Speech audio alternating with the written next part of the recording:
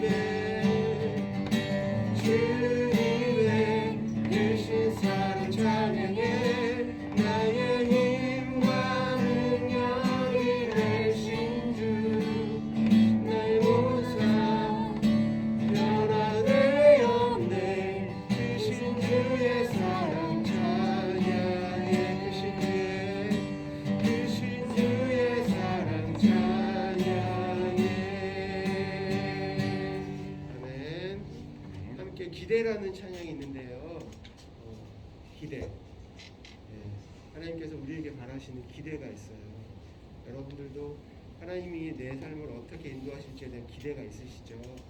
그 마음으로 함께 찬양드리겠습니다.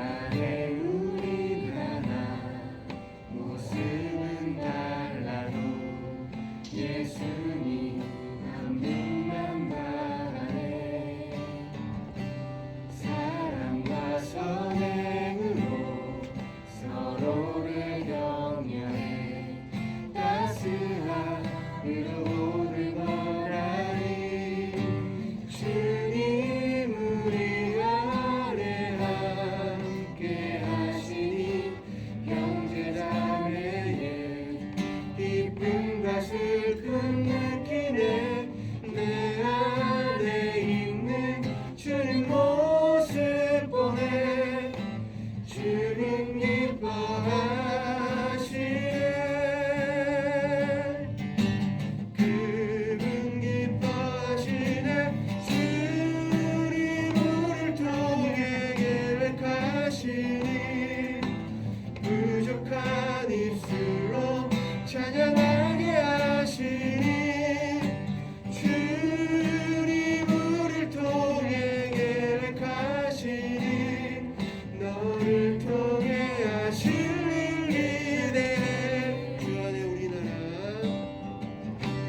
주 안에 우리나라 모습은 달라도 예수님 한 분만 바라네 사랑과 선행으로 서로를 격려해 따스한 의로 거듭어가리 주님 우리 아래 함께 하시니 형제자매의 기쁨과 슬픔 느끼네 내 안에 있는 주님 모습 보네 그분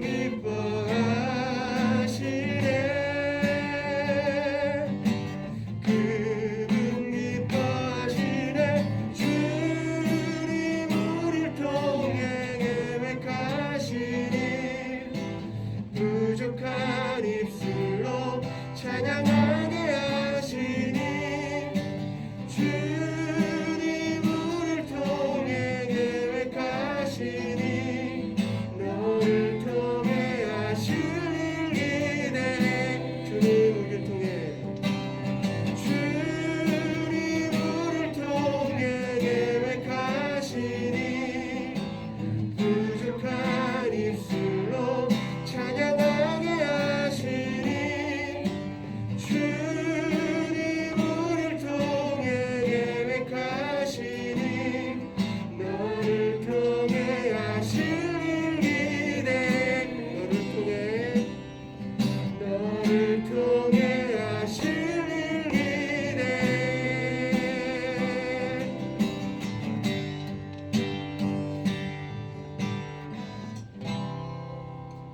아멘 우리 박수 한번 칠까요? 제목을 잘 보셨죠? 우리 헌금하고요. 제가 같이 함께 기도.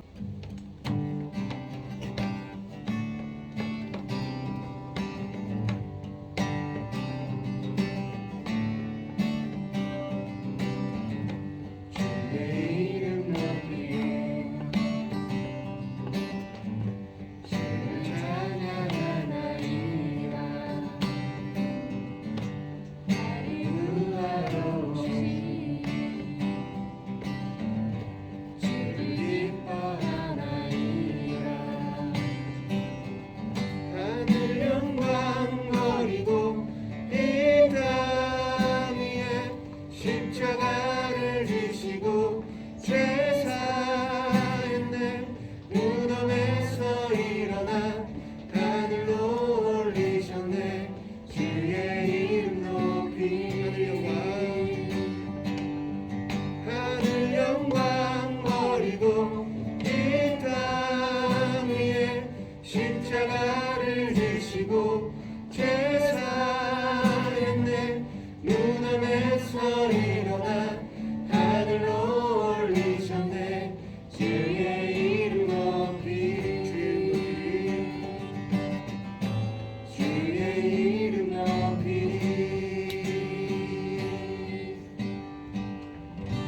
자, 기도하겠습니다. 하나님, 주님께서 주신 많은 것들로 인해 주님께 감사와 찬양을 드립니다. 하나님이 우리의 삶의 주인이시고 우리 모든 것을 책임져 주시는 우리의 주인이심을 주님께 감사를 드립니다. 하나님, 우리 마음속에 항상 기쁨이 넘쳐나게 하시고 예수님으로 인한 삶의 의미와 이유가 우리 안에서 언제나 명확하길 원합니다. 하나님, 주님께서 주신 많은 것들에 감사해서 우리가 조그만 것을 주님께 돌려드렸습니다. 내 삶의 전체 모든 곳에서 하나님께 감사하는 마음을 잊지 않게 하시고 그 마음의 표현으로 주님께 작은 것을 돌려드리는 삶을 잊지 않게 하여 주옵소서. 특별히 오늘 말씀을 전할 때 주님께서 하시고 싶은 말씀들이 우리 아이들에게 꼭 전달되어야만 하는 말씀들이 잘 전달되게 하시고 보잘것없는 저의 말이 아니라 영원하신 영광의 주인이신 그 예수 그리스도의 말씀이 전달되기를 간절히 소망합니다. 하나님께서 이 시간에 우리와 함께 하실 것을 믿으며 예수님의 이름으로 기도드렸습니다. 아멘.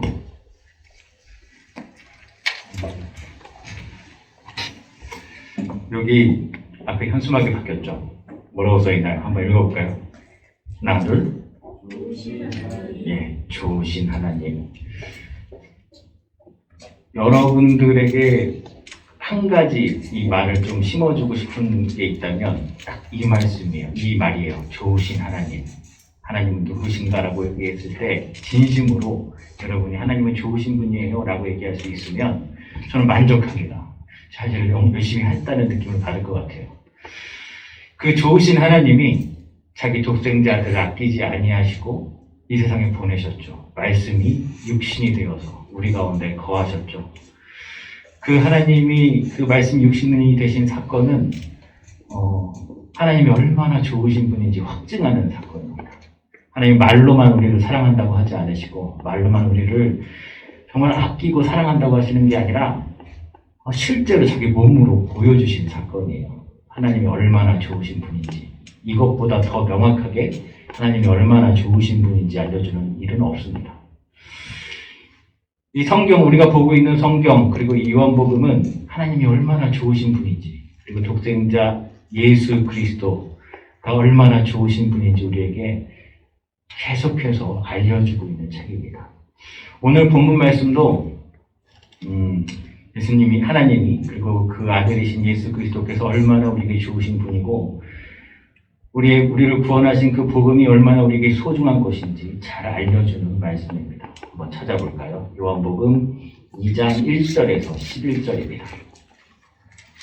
요한복음 2장 1절에서 11절입니다. 여기 분홍색 성경책이 좀 펴줘야 될 것 같은데. 요한복음 2장 1절에서 11절입니다.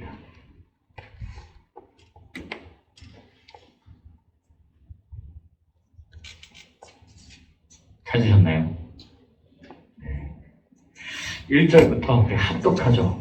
한번 같이 읽어보겠습니다. 하나, 둘. 사흘째 되던 날 절들이 바다에 홀레가 있어 예수의 어머니도 거기 계시고 예수와 그 제자들도 홀레의 처음을 받았고 포도주가 떨어진지라 예수의 어머니가 예수에게 이르되 저들에게 포도주가 없다 하니 예수께서 이르시되 여자여 나와 무슨 상관이 있나이까 내 때가 아직 이르지 아니하였나이다. 그의 어머니가 한들에게 이르되 너희에게 무슨 말씀하시든지 의뢰하라 하나 거기에 유대인의 정결 예식을 따라 두세 통 드는 도랑아리 아저씨를 부른지라 예수께서 그들에게 이르시되 항아리에 물을 채우라 하신즉 악기까지 채우니 이제는 떠서 연회장에 갖다 주라 하시되 거기서 왔는지 알지 못하되 물 떠온 한들 가니라 연회장이 신랑을 불러가라되 사람마다 먼저 좋은 포도주를 내고 취한 후에 많은 것을 내는 지금까지 좋은 포도주를 주었다 하노라. 예수께서 이 첫 표적을 갈릴리 가나에서 행하여 그의 영광을 나타내심에 제자들이 그를 믿으니라. 아멘. 이 이야기는 예수님이 물로 포도주를 만드신 아주 유명한 사건이죠. 이제 이 말씀을 살펴보기 전에 좀 배경과 이 말씀에 대한 이해를 조금 높여볼게요. 옛날에 이 이스라엘 사람들은 이 혼인 잔치를 굉장히 귀중하게 생각했어요. 한 1년 전에 약혼을 하고 한 1년 정도를 열심히 준비해서 이 잔치를 벌입니다. 정말 치밀한 계획하에서 벌이죠. 왜냐하면 이 잔치를 벌였을 때 이렇게 포도주가 떨어지는 사건은 상상할 수 없는 일이 이 일 때문에 이 잔치를 벌인 사람은 엄청난 수치를 당할 수 있고 심지어 옛날 기록에는 여기 이 잔치에 참석한 사람이 충분하게 먹고 마시지 못했다는 이유로 고발을 하는 경우도 있었습니다. 굉장히 심각한 사건이에요. 이 각자 각 문화마다 다양한 그 분위기들이 있잖아요. 여기 이스라엘의 이 문화에서 이 잔치를 소홀하게 하는 경우는 정말 있을 수 없는 일이죠. 더군다나 이 가나라는 곳은 갈릴리 예수님이 자라신 곳과 많이 붙어있는 도시인데 사실 도시라기도 뭐하죠. 조그만 마을이에요. 당시 한 500명 정도 살았던. 그러니까 성인 남자만 500이니까 한 1,500명에서 2,000명까지 되는 아주 작은 마을이죠. 그러니까 거기 있으면 누가 누군지 다 알아요. 이런 상황이었고. 그리고 예수님과 예수님의 형제들 마리아까지 다 초대를 받은 걸 보면 신학자들은 아주 밀접한 관계에 있는 친인척 관계라고 생각을 합니다. 그게 여기서도 나오는 게 그 마리아에게 막 보고를 하잖아요. 지금 포도주가 다 떨어져 간다고. 이거는 주최 측과 매우 긴밀한 관계에 있기 때문에 그런 보고를 받은 거죠. 이런 상황이에요. 전체적으로 이런 상황에서 이제 마리아도 굉장히 긴박한 느낌을 받은 거예요. 이거 진짜 큰일 났는데. 그러자 마리아는 습관처럼 자기 첫째 아들인 예수님에게 이렇게 얘기를 하죠. 큰일 났다고. 포도주가 떨어졌다고. 저는 이거 굉장히 마리아에게 굉장히 익숙한 감정이라고 생각해요. 대부분의 신학자들이 동의하는 게 이 예수님 공생애를 시작할 때쯤에는 요셉은 죽은 상태라고 많이 얘기를 하는데 그래도 그렇게 더 이상 나오질 않죠, 성경에.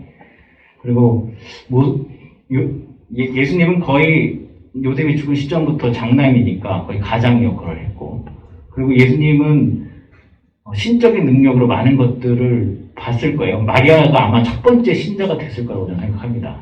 수태고지부터 해가지고 그러니까 동정녀의 몸에서 자식이 태어나는 걸 직접 경험했고 천사가 자기가 알려준 것들과 그리고 자라면서 예수님이라는 사람이 어떤 내 아들이지만 이거 그냥 평범한 사람이 아니구라는 걸 수도 없이 느꼈을 거예요. 누가복음에도 잠깐 나오지만 12살 때 예수님이 사라져서 막 요셉과 마리아가 막 찾아다니잖아요. 그때 예수님을 결국 찾은 곳은 성전이었고 성전에서 예수님이 부모님에게 이렇게 얘기하죠. 아니 내가 왜 우리 아버지 집에 있는데 뭘 이렇게 열심히 찾아다니냐. 그때 성경은 이렇게 씁니다. 그 부모님들이 어떻게 느꼈는지. 저 도무지 이해를 못했다. 예수님이 하시는 말씀이 무슨 말인지. 실제로 그렇잖아요. 우리 부모님들이 만약에 제가 그런 황당한 얘기를 한다면 저를 때렸을 수도 있을 것 같아요. 근데 그렇게는 하지 않고 굉장히 황당해 한 거죠, 부모님이. 그리고 이 끝에 부분에 이렇게 써 있어요. 마리아는 그 말을 이해하지 못했지만 마음에 두었다. 이해할 수 없는 상황이 수도 없이 벌어졌을 거고 마리아는 계속해서 자신의 자신의 몸을 통해서 나온 그 아들이 정말 메시아구나 라는 생각을 계속해서 했을 거라는 거죠.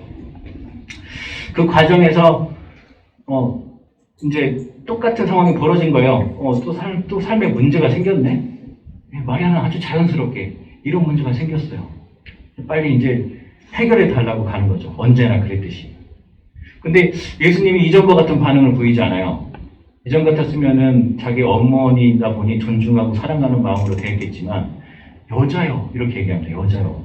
왜 이 일을 나랑 연관시키냐. 이게 원문에 따르면 이 뉘앙스가 맞아요.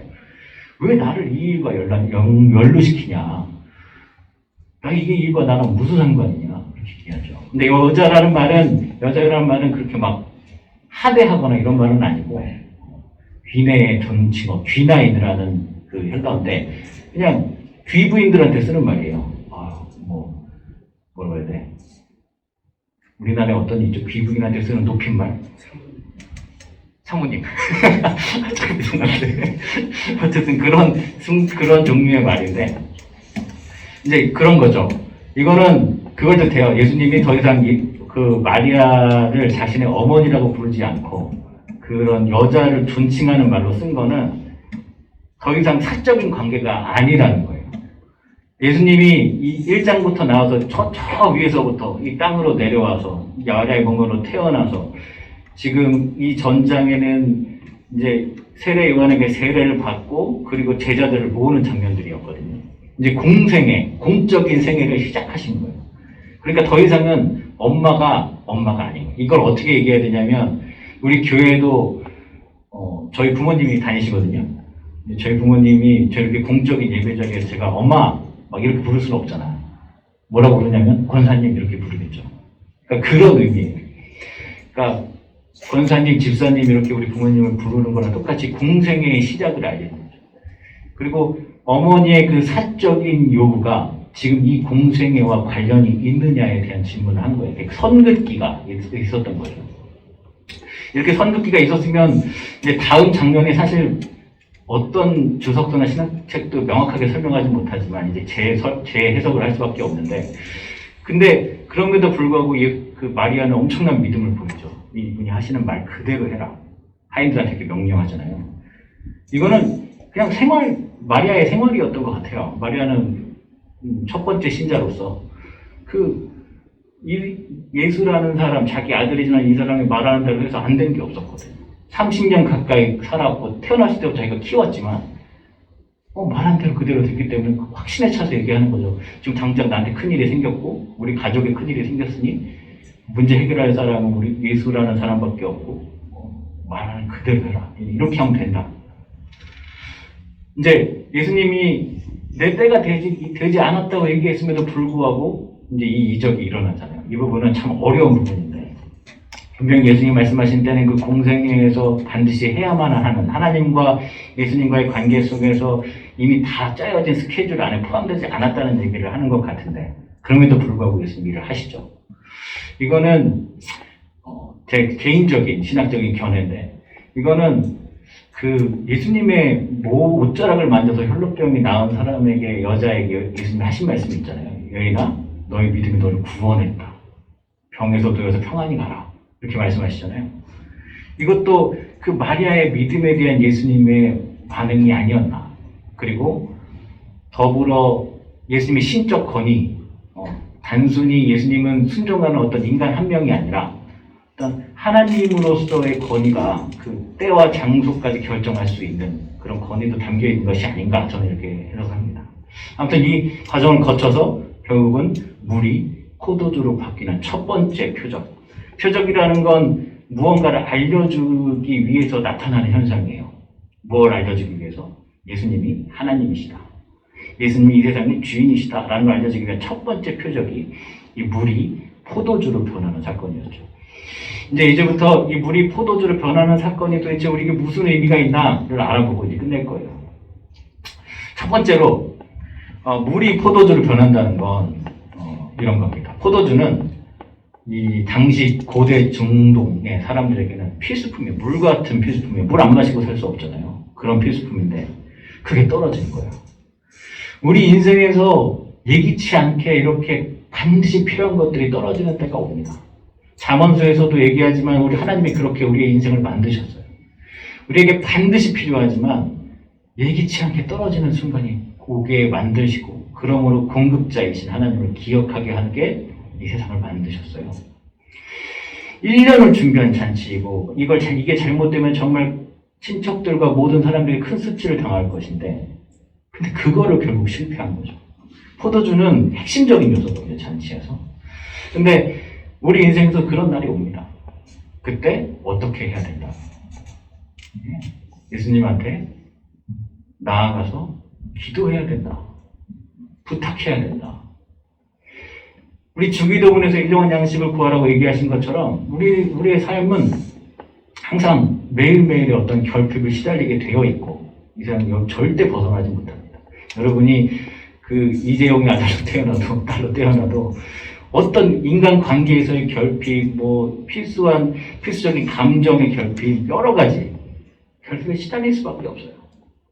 그때는 예수님께 나가야 된다. 그러면 예수님이 그 신적 권위로 물을 포도주로 만들어서라도 도우시겠다. 그걸 첫 번째 표적으로 보여주신 거예요. 두 번째는 이 구약 전체에서 포도주가 의미하는 바는 기쁨입니다. 기쁨. 기쁨을 얘기할 때 포도주가 항상 나와요. 그리고 또 풍족함, 풍요로움을 얘기할 때도 포도주가 나오죠. 잔치의 의미는 신약적인 개념으로 하나님의 나라를 표현할 때 잔치의 개념을 많이 써요. 예수님 비유로 하늘나라를 얘기할 때 잔치를 얘기하시지만 우리가 우리의 지혜와 이해로는 하나님의 나라를 이해할 수가 없어요. 알 수가 없어요. 우리의 오감과 여러 가지 상상력을 다 초월한 어떤 엄청난 기쁨이기 때문에 도무지 설명할 수 없습니다. 그래서 예수님은 그 당시 사람들에게 가장 기쁘고 흥분되는 그 순간을 잔치로 잡으시고 그 잔치를 통해서 천국을 설명하신 거예요. 그도 그렇게 그 당시에 어떤 문헌에는 한 남자가 하루 동안 일해서 번 돈으로 달걀 하나를 못 샀다고 해요. 엄청난 가난과 빈궁에 시달리는 사람들, 먹지 못해서 죽는 사람들이 너무 많았겠죠. 그런 상황에서 약 일주일간 이 혼인잔치가 벌어지는데 마음껏 먹고 마실 수 있는 시기인 거예요. 모든 결핍이 채워지는 시기가 그 잔치인 거예요. 그러니까 예수님은 그 혼인잔치에 하나님의 나라를 계속해서 비유하신 거죠. 모든 게 채워지고 기쁨이 가득하고 즐거움만 있는 그때. 근데 그 잔치에 기쁨을 상징하는 그 핵심적인 요소인 포도주가 떨어졌다는 건 무엇을 의미하냐면, 제가 전화라고 했는데 아무도 전화 안 했는데, 여러분들이 분명히 예수님을 믿고 있기 때문에 전화를 안 했겠죠. 복음이 여러분 안에 있기 때문에 전화를 안 했겠죠. 여러분이 예수님을 정말 믿고 있다면 여러분 안에 잔치가 이미 시작됐습니다. 하나님의 나라가 여러분 안에서 이미 자라나고 있고 결국 거대하게 커질 거예요. 근데 문제는 뭐냐면 하나님의 나라가 시작되고 여러분 안에 잔치가 시작됐는데 기쁨이 없는 거예요.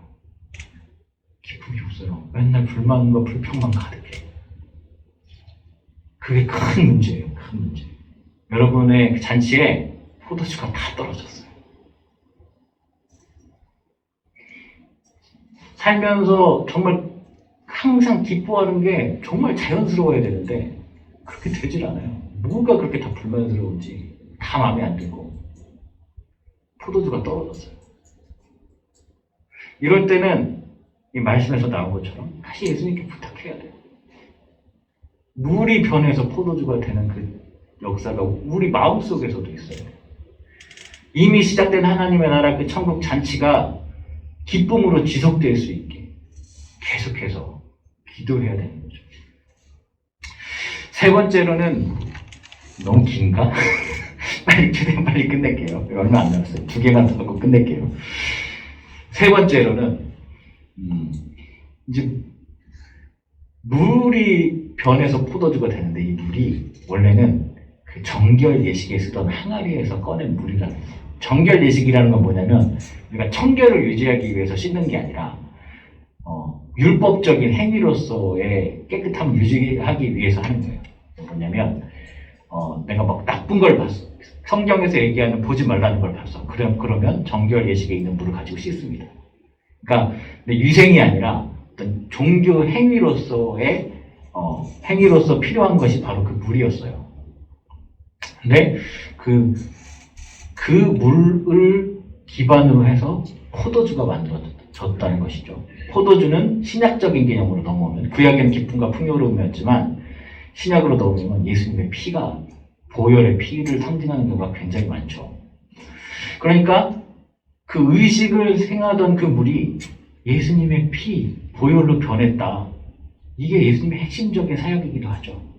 율법에 갇혀있던 그 죄와 사망의 법에 있던 사람들 성령의 생명의 법으로 옮기는 것은 예수님의 피죠.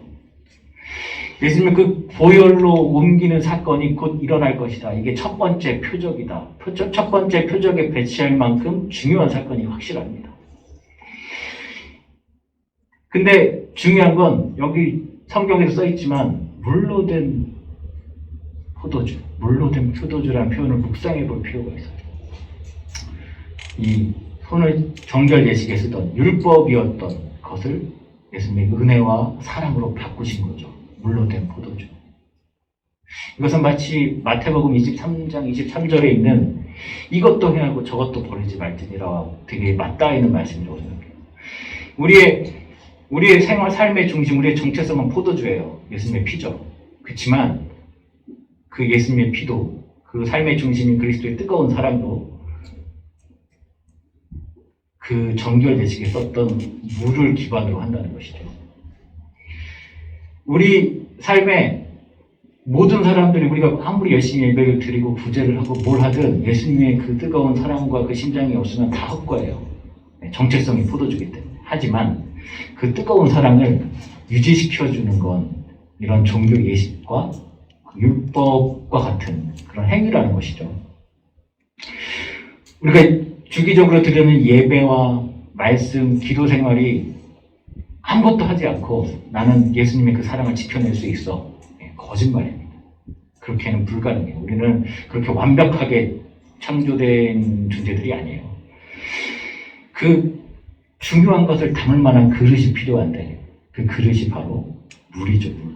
예식이죠. 예식. 우리의 신앙생활이 어떻게 균형을 잡아야 되는가?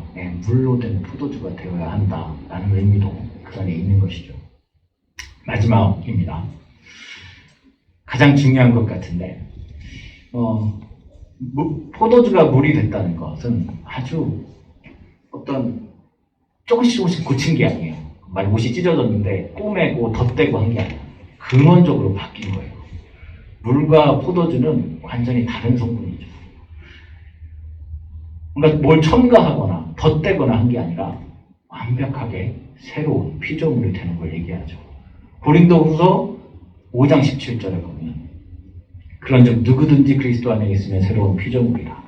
이전 것은 지나갔으니 보라 새 것이 되었도다. 예수님이 하시고자 하시는 사역, 그 첫 번째 표적은 새롭게 하는 거죠. 새롭게. 모든 사람을 완전히 새롭게. 우리가 요한복음 1장 12절 13절에서 봤죠. 영접하는 자 그 이름을 믿는 자들에게는 하나님의 자녀가 되는 권세를 주셨으니 이는 혈통으로나 육정으로나 사람의 뜻으로 나지 않고 오직 하나님에게로부터 난 자들이니라. 이게 의미하는 바가 같아요. 우리 부모, 우리 혈통 아무 상관이 없어요. 완전히 새로운 모은 것이기 때문에. 모든 건 다 조상이 있고 이유가 있고 그 원인을 쫓아 올라가면 그 끝이 있는데 예수님이 우리에게 하시고자 하시는 변화는 완전히 새로운, 전혀 이전 것들과 연관 지을 수 없는 완전히 새로운 것이라는 것이죠. 예수님이 앞으로 이 요한복음 2장 이후로 해나가실 사역도 다 완전히 새롭게 해나가시는 사역이죠. 이제 이 물이 포도주가 되는 사역에 마쳤고 이제 결론을 내겠습니다. 많이 피곤하신 것 같은데. 여기에 되게 이 말씀에는 또 하나의 굉장히 중요한 성경적 원리가 나오는데, 우리가 이런 얘기 많이 하거든요. 교회를 오래 다니신 분들도 좀 습관처럼 다녔거나 뭐 이런 분들은 도대체 하나님이 있다고는 하는데 내 삶과 무슨 상관이 있고 그 어디 있냐고 하나님, 그 하나님. 난 잘 모르겠다고. 내가 뭐 기적을 이 예수님 당시 사람들처럼 본 것도 아니고 내 삶에서 그렇게 예수님을 필요하다고 느낀 것도 아닌데 그냥 뭐 좀 찝찝해서 교회를 나오긴 하는데 하나님이 어디 있냐? 난 잘 모르겠다. 그런 사람들에게 이 말씀은 꼭 필요해요. 그 2장 9절을 한번 읽어볼까요? 같이. 2장 9절. 찾았죠? 2장 9절. 하나, 둘. 은혜자는 물로 된 포도주를 먹고 또 어디서 났는지 알지 못하되 보통 하인들은 아니라 은혜자는 신랑을 불러. 네. 아는 사람이 있어요. 아는 사람. 물떠온 하인들. 하나님이 어디 있고 예수님이 도대체 어떤 분이신지 다 몰라도 그 물떠온 하인들은 정확하게 압니다. 그 정결 예식에 쓰는 그 항아리가 대략적으로 35리터에서 100리터가량 되는 어마어마하게 큰 돌항아리예요.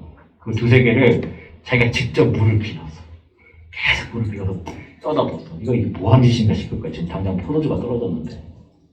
근데 그걸 하고 마지막에는 심지어 그 물인 거 자기가 떠다 놓아서 물인 거 뻔히 알면서 연회장한테 갖다 주죠. 포도주라고. 그런 사기가 어디 있어. 근데 결국은 봤죠. 자기가 말도 안 되는 짓을 하고 있다는 걸 계속 이게 뭐하는 짓이야 하는데 결국은 봤죠. 포도주로 변한 것을. 그 포도주를 맛보고 그 주변에 있는 사람들은 그냥 먹고 마시고 즐겼을지 모르지만 그 물떠온 하인들은 정확하게 알았어요. 예수님이 누구신지. 이분이 어떤 일을 했는지. 저는 전도사 일을 하고 있잖아요. 사실 일을 왜 하나 싶을 때도 있어요. 근데 정말 중요한 이유가 뭐냐면 제가 물떠온 하인이 되기 위해서 하는 겁니다. 저는 이 일을 하는 거 하나만으로 그냥 보답을 다 받았어요. 남들이 즐기고 끝나는 것도 저는 큰 은혜가 됩니다. 남들이 스쳐 지나가는 일도 저에게는 큰 은혜가 돼요. 저는 왜냐면 물을 떴거든요. 이거 뭐하는 뜻인가 싶은데 하나님이 역사하신 걸 보거든요.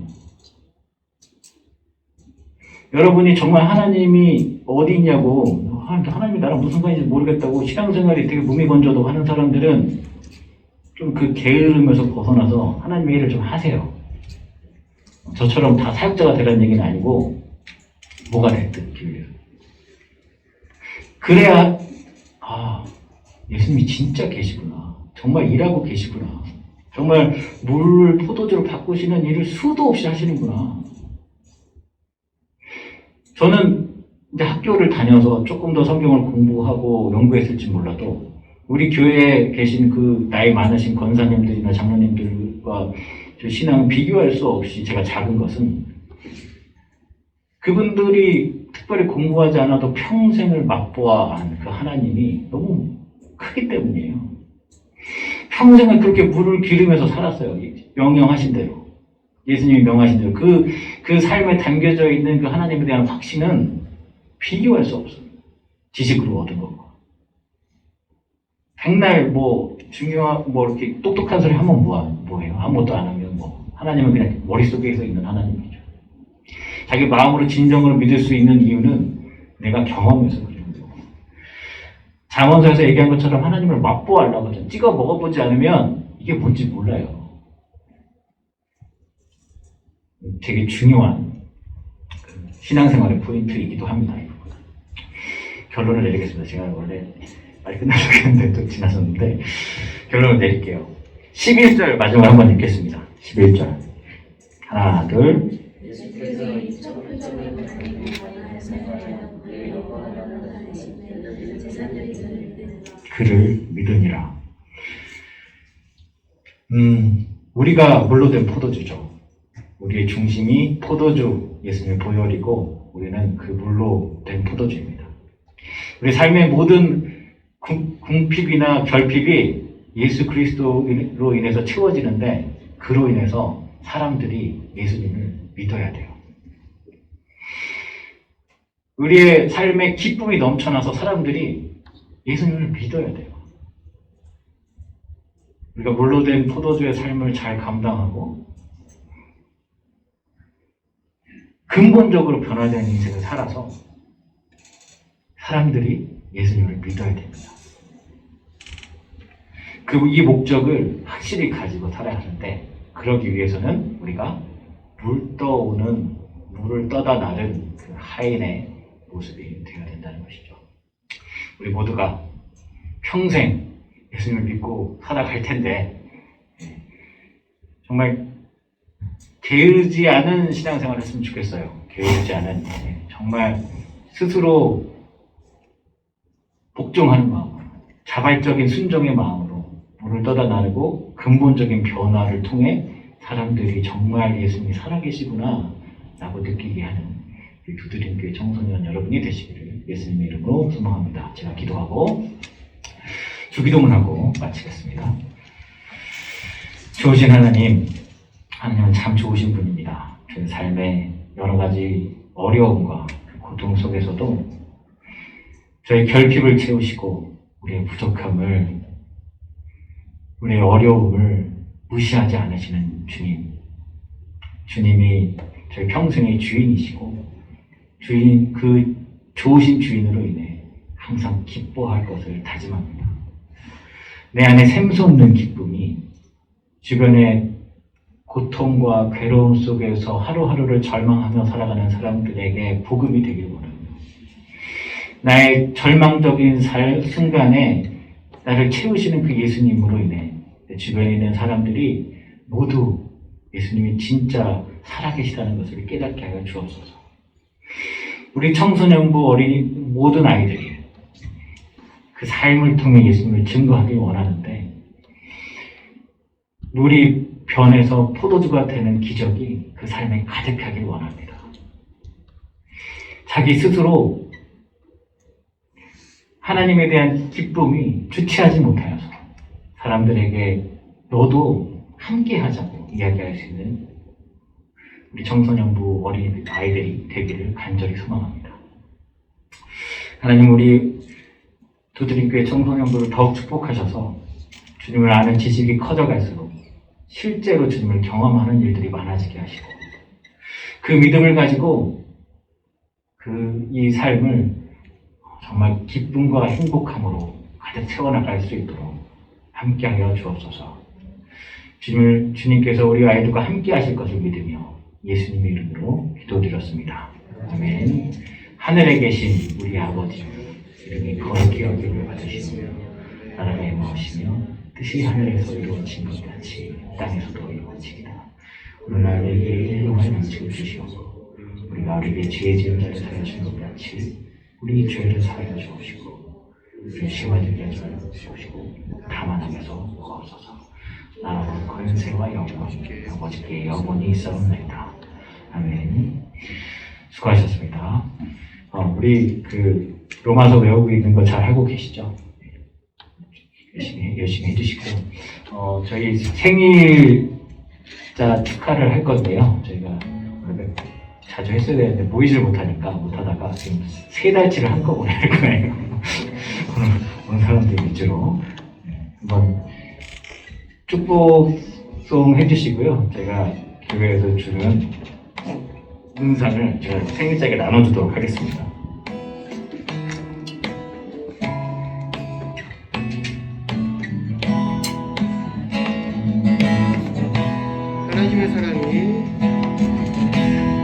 하나님의 사랑이 당신의 삶 가운데 가득하기를 축복합니다. 하나님의 은혜가 우리 가운데 가득하기를 기도합니다. 하나님의 사랑이 당신의 삶 가운데 가득하기를 축복합니다. 하나님의 은혜가 우리 가운데 가득하기를 기도합니다. 한 번 더 할게요. 하나님의 사랑이 당신의 삶 가운데 가득하기를 축복합니다. 하나님의 은혜가 우리 가운데 가득하길 기도합니다. 가득하길 기도합니다.